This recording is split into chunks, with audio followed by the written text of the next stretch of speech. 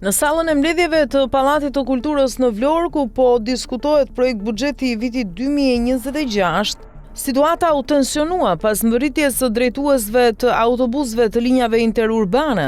Shoferët të pakënaqur nga protesta e një dite më parë kërkonin takim me kryetaren e Këshillit Bashkiak Elpinishi Mërkuri për të diskutuar kërkesat e tyre dhe problematikat e sektorit të transportit publik. Megjithatë, policia lokale nuk lejoi hyrjen e tyre në sallë, duke shkaktuar tension dhe duke nxjerrë në pa mungesën e dialogut me qytetarët.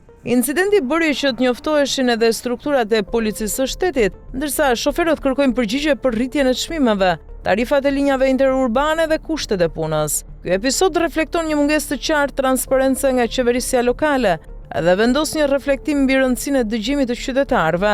Drejtuesit e autobusëve, si edhe banorët e Vlorës, kërkojnë që zëri i tyre të merret parasysh dhe që vendimet që prekin drejt për drejt jetesën dhe transportin publik të bazohen në dialog dhe pjesëmarrje qytetare. Kujtojmë se drejtuesit e autobusëve, pjesë e transportit publik, protestuan një ditë më parë në Vlorë. Megjithatë, si çdo herë tjetër, ankesat dhe kërkesat e tyre ranë në vesh të shurdhët.